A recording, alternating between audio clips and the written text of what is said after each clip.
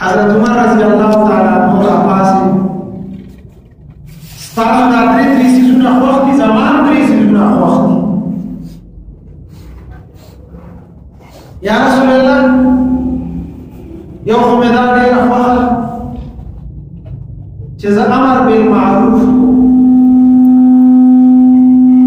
او دویم نهی عن المنکر کوم، خلک د بدو نه منع کوم، او دریم چې ساده کپړې اچوم. ساده کپڑے زمانے میں مجلس کے حضرت عثمان رضی اللہ تعالیٰ عنہ ناس، حضرت عثمان رضی اللہ تعالیٰ عنہ پاسیز بے زمان دریسی سنہ دیر زیاد وقت، یو خدا قرآن مجید تلاوت میں دیر زیاد وقت ہے، ہر وقت قرآن میں رسطری او دویں بربند خلقو تا میں کپڑی ہو، بربند میں دیدے ہو اوی تا مجامی ہو، او دریم او کو تو کو لکر روٹے کو خوراک سکار میں ورکا.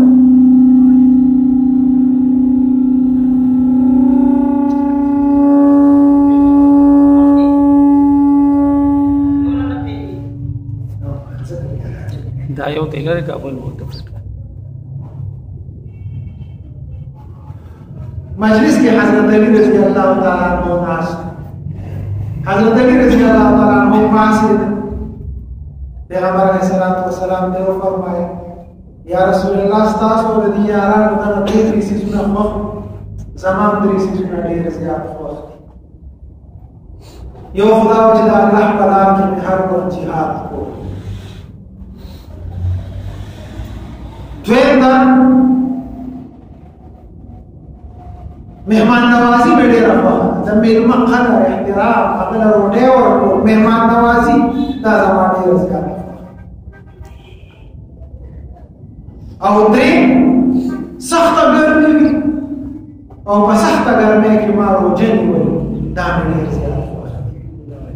نا دری خبری حضرت عثمان رضی اللہ حضرت علی رضی اللہ تعالیٰ پر محکمان دی خبر شوی دا مخبی جمعو کی دا دری سیزونه حضرت علی رضی اللہ تعالیٰ عنہ وقت یو جہاد فی سبیل اللہ، دا اللہ پلار کی جہاد بہادری دا حضرت علی رضی اللہ تعالیٰ عنہ مشہور خیبر فتح کرو، تقریبا نور جہادوں کی غزوات کی آگئی سارشتے ہو، اور بہر جنگ کی عرف پل دمت و طاقت کافر و تخودل دخل ایمان طاقت کافر و تخودل. دادی وجہ پیغمبر علیہ السلام آگتا لیکن کم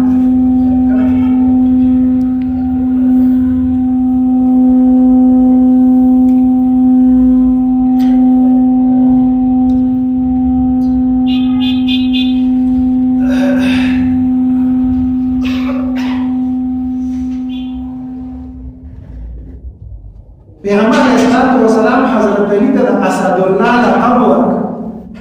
دا اللہ زمارین اسد اللہ علی المرتضی رضی اللہ تعالی دا اللہ زمارین جدا اللہ زمارین شو یقینی اگر اپنے پاک طاقت و قوت امر کرے، اللہ ولی جنگی مہارت امر کرے، اور اللہ ولی اخلاق اور مضبوط ایمان جہاد کی ددی سیزونو ضرورت کلک ایمان چا ایمان مضبوط ایمان اللہ پلا کی جہاد کرے، اگر اخبر مرد بادی اگر شہادت چیزیں اخبر فخر کرے زخمنا کو دورسی اگر بعد اللہ صبر کرے اور اللہ پلا کے کافر سر مقابلہ اور مکافر وجل دادا ہم مشغل دس مرود نکارو نہیں اگر اخبر پاک سمارے و حسن طول جهادون كي أمين سارش دا عمل دا مخوخ عمل دویم عمل أو دریم عمل فالسخت گرمے کی روجہ اور مہمان نوازی، چونکہ پیغمبر علیہ السلام روارو پیغمبر علیه السلام د ماشوموالي نه په کور کې راوړی کړی هغه سره وروسته د هغه زموږ وګرځېد لور یې ماته په نکاح کړه د پیغمبر علیه السلام په کور کې د هغه تربیت شو د هغه تربیت دا اثر پیغمبر علیه السلام د خپلې خولې لوڼۍ به راکشته او هغه به فقراو ته ورکول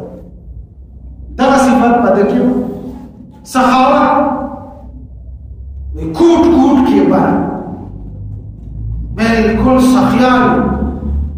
سخی دې ته نه و چې چا سره ډېر مال دی او هغه د الله په لار کې خرج کوي ډېر مال خو خلک خرج کوي نه سخاوت دې ته وایي چې چا سره څه نه وي او چې بیا سره راشي هغه هم د الله په لار کې صدقه کوي دې ته سخاوت هیڅ به هم ورسره نه په خپله به یې نارې او تندې تېرول غربا و فقیران و مېلمنو باندې یې خرچه کول یو ځل حسنین بیمار شو امام حسین رضی الله تعالی عنه و امام حسن ماشومان بیماران تبه پیدا ډېر زیات تبه او تبه تلله بیماري اوږده شوه نو حضرت علی رضی الله تعالی عنہ او حضرت فاطمه رضی الله تعالی عنها نظر وکړ ک الله پاک دوی له شفا ورکړه نو موږ بدري وځي د نظر وکړ دا نظر داسې چې دا په الله باندې لکه چې یو سړی زور کوي چې دا خامخا الله کار او حاجت نو الله غیرتي ذات دی چې ته دومره غیرت کوې چې یاره بیا نظر پوره کوې نو الله ستانه سو چند زیات غیرتی دی الله ستا حاجت پورا کوي خو نظر کې احتیاط پکار داسې نظر نه چې سبب بیا ته نشي پورا کولی یو سړی کنه یونې ته خندلې نو دا راکوزېدو چل نه وه نو بیا یې نظر وکړه که زه کوږ نو زه به وخلم نو چې لږ راکوشم بیا یې زه به میخ حلالم نو چې بیا لږ نور راکوشو وایي یاره سنډا بالا بیا چې لږ نور راکوشو چینې بالا اخره کې د چرګ یاګې لره نو بیا نظر پوره کولی نشي د دې وجې نه علما دا وایي چې تاسو نظر مه منئ خامخا لازمېږي به د باندې نظر مه منئ یو کار کوئ د هغې نه مخکې صدقه ورکړئ بس نفلي صدقه خدای پاک ته د هغه حاجتونه پوره کړي الله غیرتي ذات دی چې ته خپل محبوب مال لکه دولت ډېر خوږ مال ډېر زیات خوږ هېڅوک نه غواړي چې زما د جیبه د یوه روپۍ د بل جیب ته لاړه شي او بیا په دې نن ډول ماته پرستي ده هر سړی وایي چې د بل په دې جیب کې دي چې دا ټولې زما جیب ته راشي نو څوک هم صدقه نه کوي صدقه ورته تاوان ښکاري پیغمبر علیه السلام د قیامت په علاماتو کې یو علامه دا هم ښودلې ده چې زکات په خلکو ته تاوان ښکاري دا هغه وخت زکات خو څوک ورکوي نه زکات څوک پېژني نفلي صدقې دي خیرات الله پاک تکلیفونه او مصیبتونه دې سره رفع کوي حاجتونه به الله پوره کوي د دې وجه نه علماء کرام لیکلي دي چې تاسو یو کار یو مشکل پیښ شي د هغې نه مخکې صدقه ورکړئ لکه وایي بیماران شي نو ډاکټر نه منډه مه وهه 2 رکعته نفل بیا صدقه ورکړه کېدای شي دغه نفل او صدقې سره ته د زرګونو روپو فیس نه بچ الله به د هغې سره شفا درله درکړي او که نه بیا هم شفا میلاو نه شي نو بیا ډاکټر له لاړ شي الله به دغه ډاکټر په زړه کې رحم واچوي فیس که درنه کم واخلي یا کم نه اخلي پوره اخلي نو زړه کې به الله رحم واچوي دوایانو خو به درته اصلي لیکي دیسي خو به درته نه لیکي هغه د کمیشن دوایانو خو به درته نه لیکي لږه ګزاره به درسره کوي دا به الله د هغه زړه کې رحم واچوي تاوان به دې کم وشي خرچه به دې کم وشي تا چې کوم نفل کړي دي تا کومه صدقه ورکړې ده د هغې بدله به تا الله نغده درکړي او که نه نغده یې در نه کړي الله به شفا کامله تا ته نصیب کړي نو دغه هم ډېره د دې وجې نه علماء کرامو لیکلي دي چې صدقه ورکړي د الله نه وغواړي الله به هغه تکلیفونه ستاسو نو حضرت علي رضی الله تعالی عنه او حضرت فاطمه الزهرا رضی الله تعالی عنها نظر چې موږ به درې روجې ونیسو که الله حسنین ته شفا الله شفا ورکړي ته به دی لاړه روجې ماښام شو روژه ماتي ځان له سکون کي هغه تیار روژه ماتي ته کېناستل روژې ماتوله چا دروازه وټکه حضرت علي رضی الله عنه وروت چې ویې کتل یو مسکین ولاړ وایي زه مسکین یم د مدینې د مسکینانو نه یو مسکین یم اوږې ما که څه خوراک وي نو ماته راکړي د هغوی په کور کې څه خوراک د یو کس خوراک په څلورو کسو خوړل نو دومره څه لږ بې ځانه روژه ماتې تیار کړي هغه یې روان شته هغه مسکین دی په اوبو باندې روژه ماته کړه سبا له پښمني کې بیا په اوبو باندې روژه ونیوه سبا له بیا چې د بندوبست کړی و ځان ته روژه ماتې ځان ته تیار یې ښودی بیا دروازه وټکېده چې وروت یو یتیم ولاړ و زه یتیم یم پلار مې مړ دی وږی یم تږی یم که صدقه مې راکړي هغه روژه ماتې یې راواخېسته هغه یتیم ته بیا په اوبو باندې روژه ماتې سبا د پښمنۍ چې کوو بیا په اوبو باندې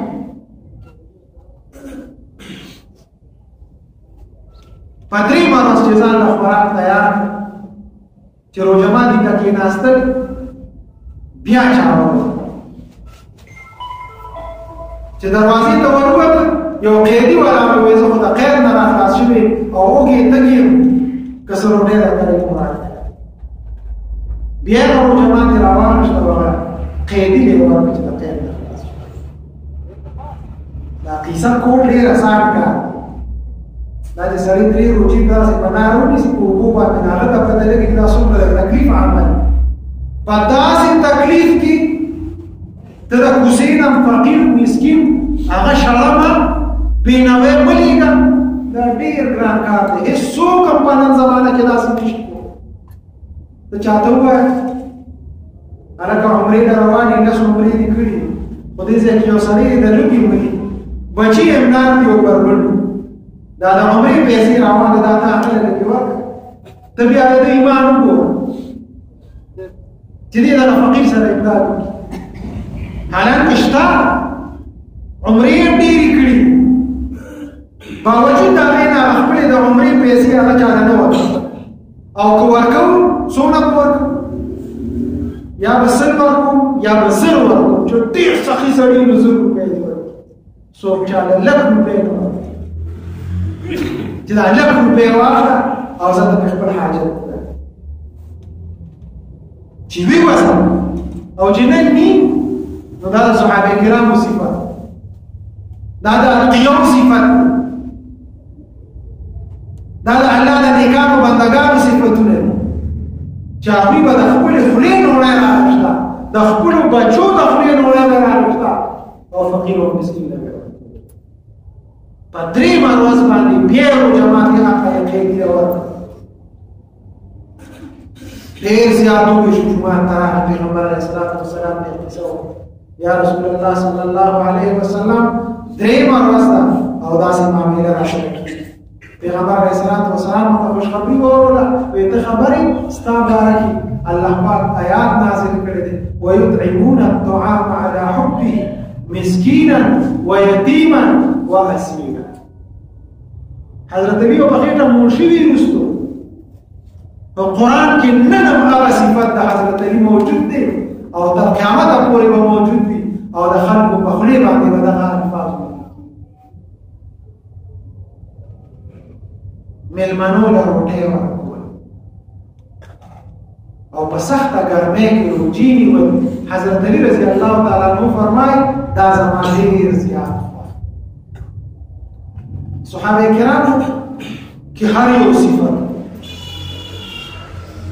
لکه دا پیغمبر علیه الصلاۃ والسلام شاګردان نو پیغمبر کې الله د ټول پیغمبرانو هغه خوبه خو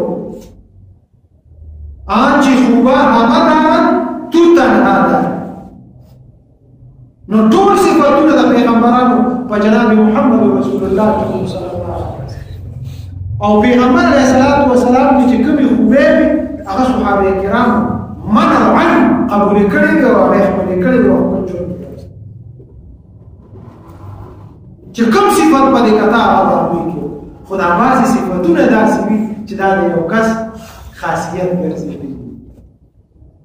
نو حضرت علی رضی الله تعالی عنہ فرمایي چې زما یو خو د الله په لار کې چې جهاد کوم دا مې ډېره زیاته او بل چې مهمان نوازي زما ډېره خوښه ده چې مېلمه وي او زه ورته او په سخته ګرمۍ سخته ګرمۍ او ما په روژه د صحابه کرام د یو جهاد نه واپس راتلل سخته ګرمۍ وه احادیثو کې د هغوی صفت راغلی ذکر یې راغلی صحابه کرام نیمې جامې یې وې او نیمې نه وې او د عربو ګرمي سخته او د ګرمۍ په سخت موسم کې نیمې جامې یې اچولې چې د چا کمیس و نو لنګ یې والي چې چا لنګ والي نو د هغه کمیس نو چا سره څادر و او چا سره نه چا په یو څادر کې خپل بدن پټ کړی نور د ناستو په سفر کې جهاد په سفر کې صحابه کرامو په ځان نه نور چې دی نو په لاس باندې منې کوو داسې دونه سخته ګرمۍ کې صحابه کرامو روژې نیوله او روژې نه پاته اوس پنډۍ ته ځي اسلام آباد ته ځي نوکر د دې ځای نه ساه روان شي نو مزدورۍ له ځي نوکرۍ له ځي وایي موږ په سفر یو نه روژه نه شي ایسی پلین کوچ کې دې ځای نه کېني پنډۍ پولیسي یې 2 غنټې مزل وایي روژه نه دی نیولې ځکه چې موږ مسافر یو جس کی سفر کوي روژه نه نیسي وایي زه مسافر یم صحابه کرامو نفلي روژه نفلي نفل روژې یې نیولې په دغه سخته ګرمۍ کې د جهاد نه راتلل مسافر وو سره د دې دومره تکلیفونو هغوی هغه روژه چې دی دا د هغوی صفتونو ښه صفتونه وو صحابه کرام حضرت علی رضی الله تعالی عنہ متعلق راځي څو ورځې او په کور کې نه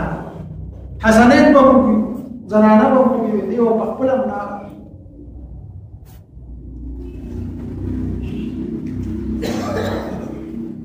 نور سکون کې نو او لږه دنده ډېره نو حضرت فاطمه رضی الله تعالی عنها ته وفرمایل وی نور خو څه نشته خو ستا دا لوبټه ده دا به یو څه مؤخر سره نو ځان له ونیسه خوراک باندې وسو نو د حضرت فاطمه دې لوبټه واخیسته او هغه په بازار کې خرڅه 3 روپۍ 3 اشرفۍ ورته تلوف وکړه 3 روپۍ مسله دي را روان شو کور ته چې ځان له ونیسه د خوراک بندوبست وکړي پلار کې یو فقیر مخې روان د الله په رضا را سره وګورئ هغه 3 روپۍ راوړل هغه یې را روان شو په لار کې یو سړی را روان دی اوښ ورسره دی حضرت علی رضی الله تعالی عنہ ته وایي عربي سړی په پانډسي سړی چا پېژانده نه وی دا اوښ خرڅوم که اخلې نو چې خرڅ یې کړم هغه ورته وایي زه اوږې تږي یم پیسې درک را سره نه لګي د بچي مې نار دي اوښ زه چته اغشتی شم وی پیسې به بیا راکړه خیر دی خدا اوښ راکوه حضرت علی رضی الله عنه وی زه اوس د ده حاجت دی حاجت به یې پوره کوه اوس هر څه په حالت کې چې خو د هغه حاجت به ده سوالګري به یې پوره کوه چې اوس هغه ورته وی واخله رانه خیر دی پیسې بیا راکړه وی زه راکړه اوښ یې دې واخیست روان دی لار کې یو بل سړی مخې روان وی اوښ خرڅوې نه وی ولې نه خرڅوې وی په 1 سل شپېته روپۍ روپۍ به یې نه واخلي وی ډېره هغه د خپلې خولې نه دا کوي 180 باندې به یې نه واخلي چې اوښ ته یې وکتل بهترین اوښ 180 روپۍ یې واخیستې اوښ یې ونه واخلي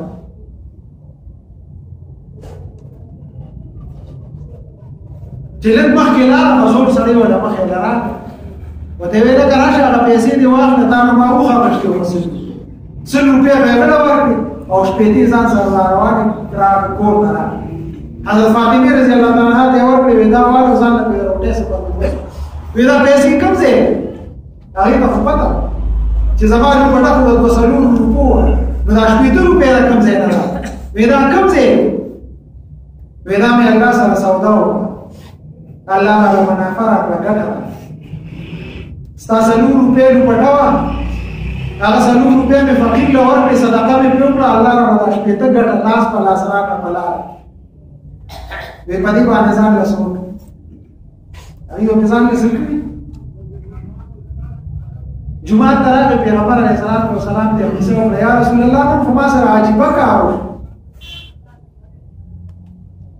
ټوله قیسې ورته بیان کړه چې دغسې چل پیغمبر علیه السلام ورته وفرمایل دا کوم 2 کسان چې یو اوښ در باندې خرڅ کړو بل ته نه واغېږت دا دې وپېژندل وی نه یا رسول الله ناشنا کسان څه دیهاتو د باندې نه راغلي پیغمبر علیه السلام ورته وفرمایل نه دا یو حضرت جبرائیل او یو حضرت میکائیل او دا کومه اوښه چې ورسره وه نو دا هغه اوښه ده چې حضرت فاطمه به په دې باندې د قیامت په ورځ سورلي کوي دا هغه اوښه وه هغه به تا باندې خرڅه کړه تا له پکې الله نفع ده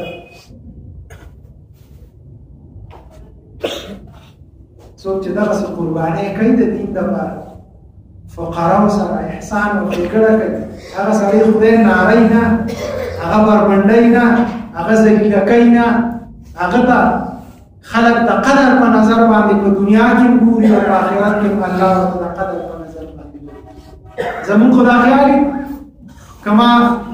چاله صدقه ورکړه زکات مې ورکړه زه به غریب شم نو ما مال به راشي